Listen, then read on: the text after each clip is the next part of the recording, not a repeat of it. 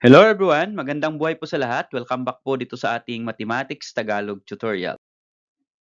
Sa video na ito ay papaliwanag ko po sa inyo about theoretical probability. So ano nga po ba ang theoretical probability? I am going to present illustrations and examples for you to understand what is theoretical probability. So ipipresent ko po ang examples and illustrations in step by step.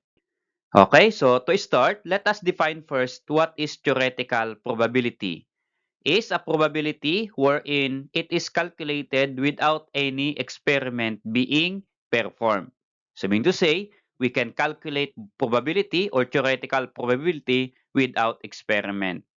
At as I recall, probability can be represented in any of the following forms. So ito po ay grade 7 lesson ninyo as I recall. Ang probability po ay can be presented in fraction form, decimal form, or percentage form. So when you say fraction form, ito po yung sample fraction, 1/2, 3/4, 1/4. In decimal, okay, just move 1/2 in decimal form or write the fraction in decimal form. And in percentage, just write the decimal form in percentage form. Okay, so ito po yung different forms of writing probability. Can be a fraction, decimal, or percentage. Okay, so how to calculate the theoretical probability? To calculate theoretical probability of simple event, the formula is this one. Okay, we have PE or probability of event is equal to number of favorable outcomes divided by total number of possible outcomes. So ano po ang ibig sabihin nitong favorable outcomes at possible outcomes? Ito po yung simple illustration. A coin is tossed once. What is the probability that it will land on head?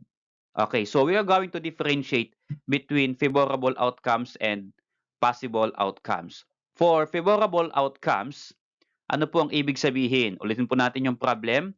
A coin is tossed once. What is the probability that it will land on head? Let us say, ito po yung ating coin. Ilan po bang head ang meron sa ating coin? So sa ating coin po, dalawa lang po yung face niya. So head and tail. So yun lang po. So ilan po ang head meron tayo dito? Isa lang po. Ibig sabihin, yung favorable outcomes niya ay isa lang. So one head only. So ilan po yung possible outcomes? Kapag tinos natin yung coins, ilan po ba yung possible outcomes na pwedeng lumabas? Okay? So pwede pong head, pwede pong tail. Kaya ang possible outcomes po ay dalawa. So wala na pong iba. Ano po? So here, to use the formula, probability of event, yung favorable outcomes ay 1 at yung possible outcomes ay 2, i-divide lang po natin yan. So, ganyan po yung pagko-compute ng theoretical probability. Okay? Favorable outcomes is 1 and possible outcomes is 2, so 1/2. Yan na po yung ating theoretical probability. Again, sabi natin, it can be represented in decimal or percentage form. So, halimbawa, 1/2, i-divide lang po yan in decimal form, 0.50, and then write decimal in percentage, 50%. Okay, so that is the way how to calculate theoretical probability. Okay, so let's have an activity to master the lesson about favorable outcomes and possible outcomes. So here, list all the possible outcomes without performing an experiment. Identify the number of possible outcomes for each experiment. Okay, let us say number 1, tossing 2 coins. So, this time, 2 coins po yung itotoss natin. Okay? So, here, sa dalawang coins, we have first coin and second coin kasi tossing 2 coins. I-determine natin yung possible outcomes niya. Okay. At identify natin ilan po ba yung possible outcomes. Okay. So, for example, ito yung first coin, ito yung second coin. So, sa first coin, ang pwedeng lumabas ay head and tail. Okay? And then, kapag second coin naman, ipe-pair po natin yan. So, sa second coin, pwede pong i-pair natin sa head ay head-tail. At sa tail, i-pair din po natin yung head and tail. So if you're going to combine the possible outcomes, we have here head-head, this one, head-tail, okay, this one, tail-head, and then tail-tail. So ano po yung mga possible outcomes? Ito po yung lahat ng possible outcomes. So, lagay natin dito. Possible outcomes are head-head, head-tail, tail-head, tail-tail. Okay, ito po yun sila. At ilan po yung possible outcomes? So, number of possible outcomes is equal to 4. Okay. Another example to master the lesson on how to determine the possible outcomes. Number 2, a box contains 3 marbles numbered 1, 2, and 3. 2 marbles are drawn without replacement. Okay. Ito po yung ating marbles. Yung ating marbles ay numbered 1, 2, and 3. Now, 2 marbles are drawn without replacement. Halimbawa, dalawang marbles lang ang kukunin natin. So, magpe-pair po tayo. So, pwedeng 1, 2, 1, 3, and so on. But take note here, without replacement. Ito po yung aking sample table in drawing 2 marbles without replacement. So, sa first draw, ito po yung second draw, at ito po yung ating outcome. Since without replacement, ibig sabihin, kapag na-draw mo na, nakuha mo na, hindi mo na ibabalik yung marble. So, hindi mo na siya pwedeng makuha ulit. First draw, halimbawa, ay 1, yung second draw mo ay 2. Okay? So, yan. So, ang possible outcome ay 1, 2. Or, pwede naman pong first draw mo ay 1, second draw mo ay 3. So, ang outcome po ay 1, 3. Okay, bakit dalawa po yung number dito? Kasi 2 marbles yung ating idodraw. Okay, let us say 2 yung first draw, yung second draw naman ay 1. Or 2 yung first draw, second draw ay 3. And how about 3 yung first draw, second draw ay 1, at 3 yung first draw, 2 yung second draw. So here, since without replacement, hindi pwedeng maulit dito yung number. Hindi pwedeng 1, 1 ang outcome. Kasi without replacement. So, ibig sabihin, hindi sila pwedeng, pag nakuha mo na yung number, hindi mo na pwedeng kunin ulit. Okay. So, without table, paano po ba natin i-pair ito? Ganito lang po yon. Pag kinuha natin yung 1, i-pair natin sa 1 and 3. Okay. So, pwedeng 1, 2, 1, 3. So, ganun lang po yun. Ito po, 1, 2, 1, 3. And then, sa 2 naman, pag nag-start tayo sa 2, 2, 1, 2, 3. Ito po yun. 2, 1, 2, 3. And then next, kapag 3 naman, 3, 1, 3, 2. Okay, this one. 3, 1, 3, 2. And then, lahat po yan, yun po yung ating favorable outcomes. Okay? So, yung ating pong possible outcomes or favorable outcomes, ito po yung 1, 2, 1, 3, lahat po ito yon sila. So, ilan po ba yung ating possible outcomes? Ilan po sila lahat? 6. Okay? For number 3 example, the same problem, but this time with replacement. Okay, so ulitin natin yung problem. A jar contains 3 marbles numbered 1, 2, and 3. 2 marbles are drawn with replacement. Kanina sa number 2 example ay without replacement, ngayon naman ay with replacement. Okay, so ito ko na ipipresent yung table. So the same din lang yung combination, but this time ay pwede na pong ulitin yung number kasi with replacement. For example, pag sinabi natin with replacement, kapag nag-draw ka ng ball, nang nakuha mo ay 1, and then ibabalik mo ulit, magdo-draw ka ulit ng another ball. So, ibig sabihin, pwedeng sa first draw mo ay 1, since ibinalik mo yung 1 kasi with replacement, at nag-draw ka ng pangalawa, 1 ulit ang makukuha mo. Kaya pwedeng maulit yung 1, 1. So, pwedeng maulit yung 2, pwedeng maulit yung 3. Yun po yung with replacement. Okay, kaya ito na po yung ating possible outcome. So, ilan po yan lahat? So, number of possible outcomes is equal to 9. Okay? Okay, for rolling a die.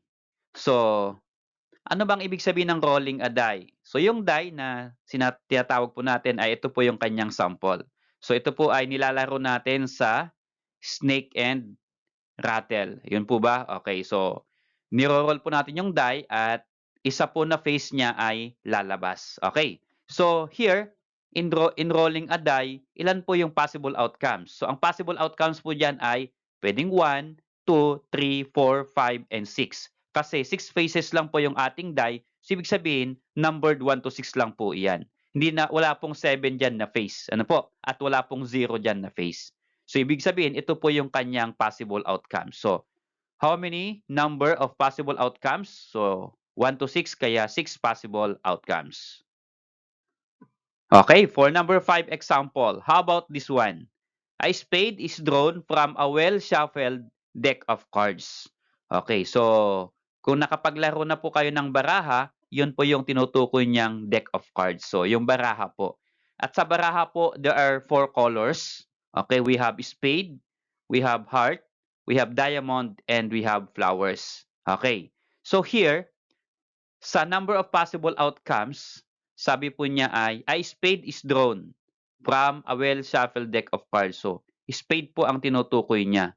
So, ilan po ba ang spade sa ating deck of cards? So, ang spade po niyan ay from ace to king. So, ang ating pong cards ay from ace to king. So, ano po ba yung ace? Yun po yung instead of 1, ginawa pong ace. Ano po? In Tagalog, alas. Ano? So, ace, 2, 3, 4, 5, 6, 7, 8, 9, 10, jack, queen, and king. Yan po yung number ng ating deck of cards. So, ito pong ace to king ay may spade, meron din pong ace to king na heart, meron din pong ace to king na diamond, at meron pong ace to king na flowers. Okay, so yung spade ay 13 niya lahat, yung heart ay 13 din, yung diamond ay 13, at yung flower ay 13 din. Ano po? Kaya kahit hindi po spade ang binanggit, halimbawa ang binanggit ay heart, 13 din po yan. Or diamond, 13 din po yan. Or flower, 13 din po yan. Kaya yung number of possible outcomes ay 13 for spade. Okay? Okay, so how about this number 6 example? When a button is pressed, a computer program outputs a random even number greater than 1 and less than 8. You press the button twice. Okay, so ano pong ibig sabihin? Okay, so here, you're going to press a button. A computer program outputs a random even number greater than 1 and less than 8. So ito po yung number greater than 1, less than 8. So greater than 1, ano po yung mas malaki sa 1? 2. Ano po yung mas maliit sa 8? 7. Kaya yung greater than 1 and less than 8, ito po yung numbers. Pero meron po tayong keyword dito na bilugan ko even number. So ano po yung mga even number? Greater than 1 but less than 7. So yung even number ay divisible by 2, kaya ang even number po ay 2, 4, and 6. So yan po yung even number. Now, you press the button twice. Ito po yung ating table. For first press, ito po yung possible na na-press natin. At yung second press po natin, ito naman po yung possible. So kapag ipi-pair natin yung first press sa second press, yun po yung ating outcome. Halimbawa, yung first press mo ay 2 at nag-press ka ng pangalawa ulit, 2 ulit ang pinress mo, yung outcome ay 2, 2. Okay, here, nakalagay po kasi kaya dalawa lang po na press, you press the button twice. So, dalawa po yan. Okay? So, here, paano po ba i-pair? Bakit po naulit yung 2? So, yung button po, kapag nagpe-press po tayo sa computer, hindi po natin yan mati-take away. Pag nag-press tayo ng button, andun lang po yung button. Pwede po ulit i-press ng pangalawa. Or pwede pong i-press ng pangatlo. Ano po? Okay, so kaya pwede pong maulit yung pag-press ng button. Okay, so paano po ba yan i-pair? Ganito lang po yon. Okay, pag inuna natin yung 2, okay, since tatlo sila, okay, yung 2, dito po tayo mag-pair. So 2, ang i-pair natin na even number ay 4. So 2, 4, or unahin po natin 2, 2 kasi pwede pong mag-pair ng sarili. 2, 2, okay, this one. 2, 4, okay, this one. And 2, 6, okay, this one. And then sa 4 naman, 4, 2, okay, this one. Pwedeng ulitin, 4, 4, okay, this one. And 4, 6, okay. And then for last naman ay 6, 6, 2, 6, 4, 6, 6. Ito po yan. Okay, so ganyan po lang pag-prepare kung ayaw po ninyong maglagay ng column. Okay, so ito po yung ating possible outcomes. Okay, lagay po natin. The possible outcomes are this one. At ilan po yung ating possible outcomes? 9. Ano po? Okay? So since na-master na po natin kung paano po mag-determine ng possible outcomes, ng favorable outcomes, now we're going to solve theoretical probability problems. Okay, so sample problems lang po ito. For number 1 problem is that an unbiased coin is tossed 3 times. what is the probability that it will land tails 3 times? Okay, so yung ating coin po ay ito-toss natin 3 times. Okay, so toss 3 times. Kaya first toss, second toss, and third toss. The question is, what is the probability that it will land tails 3 times? So ano yung probability na kapag nag-toss tayo ng coin ay yung first toss natin ay tail, yung second toss natin ay tail ulit, at yung third toss natin ay tail ulit. Okay? So tail, tail, tail kasi 3 times yan. So paano po natin malalaman kung ilan? So here sa first toss natin, of course, tail, head and tail or tail and head. Okay? Sa second toss naman natin, ay ito po, i-pair na po natin sa first toss natin yung head and tail. Okay? So, first toss ay head, tail. Sa second toss naman ay head, tail din, pero i-pair natin sa head at i-pair natin sa tail ng first toss natin. At gawin din sa third toss, okay? Head, tail po sa head. Okay? Sa tail naman dito ay pair din po natin head, tail. Pipairan po natin yan lahat ng head, tail. Yun po yung ating third toss. So kung kukunin po natin yung kanyang outcome, possible outcome, i-pair po natin 3 times. So i-pair po natin yung head, head, head. O pag ganyan po yung pairing natin. So yan po yung kanyang outcome. Okay? At ito naman, head, head, tail. Okay, pag ganyan naman. At yan naman po yung kanyang outcome. Another one, tapos na dito, dito naman sa baba, head, tail, head. Okay, this one. Okay? So head, tail, head, head, and then another head, tail, tail. Okay. So ganoon po yung pairing hanggang sa baba. So ngayon, ang tanong ay, what is the probability that it will land tails 3 times? Alin po dito ang may tails 3 times? So ang tails ay ito lang po nasa baba. Tail, tail, tail, tail. Okay. Yan po yan. Okay? So ang favorable outcomes po natin ay isa lang. Isa lang po yung ating favorable outcomes. Again, ang symbol, baka nagtataka kayo, bakit may NE? So yung NE po sa ating probability ay number of favorable outcomes. Kaya lang, nilagay ko muna dito ay tail, tail, tail. Ibig sabihin, ito po yung favorable outcomes. Okay. At sa atin naman pong number of possible outcomes in symbol and number of S possible outcomes. So, ilan po ba yung possible outcomes lahat? 8 po ba yan? 1, 2, 3, 4, 5, 6, 7, 8. So, there are 8 possible outcomes. So, to calculate, use the formula, probability of event is equal to NE, number of favorable outcomes, ito po yon, at divide by NS, ito po yon, number of possible outcomes. So, ilan po ba yung number of favorable outcomes? Na TTT, isa lang po siya. Kaya, okay, 1 divided by possible outcomes na 8. So, 1 divided by 8.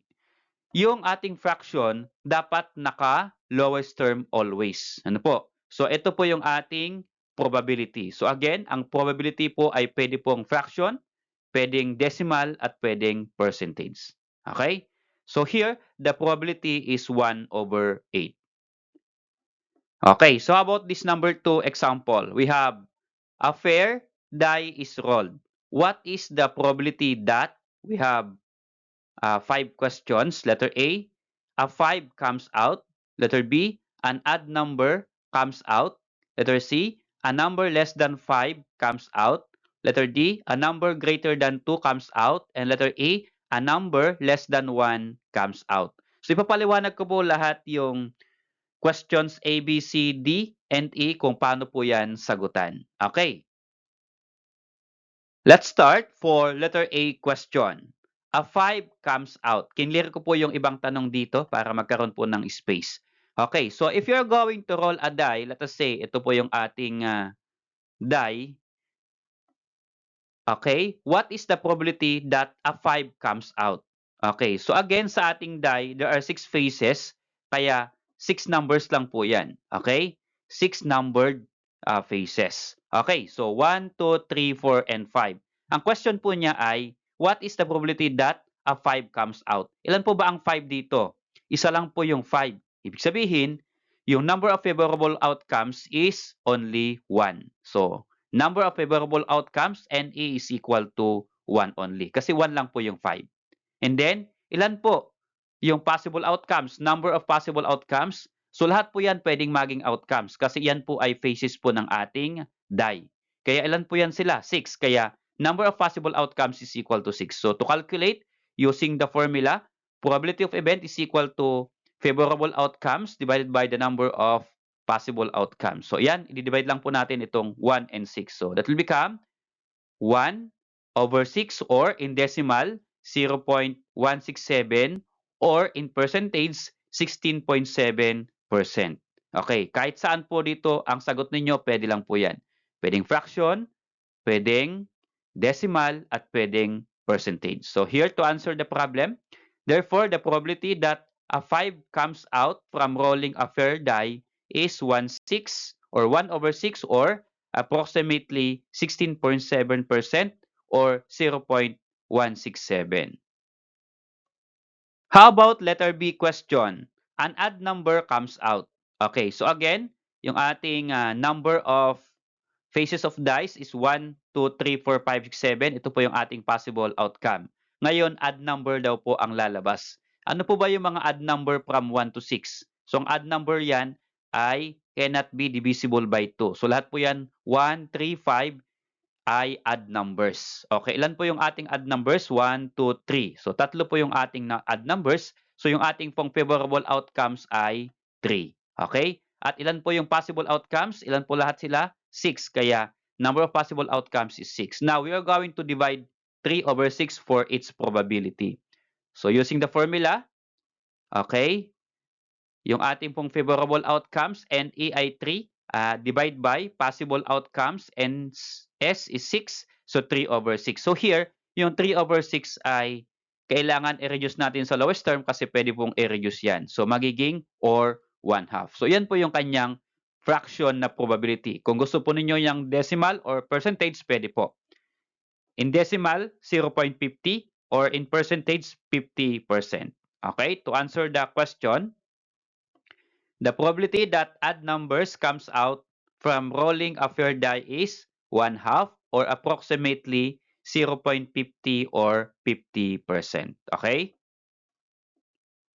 How about letter C question?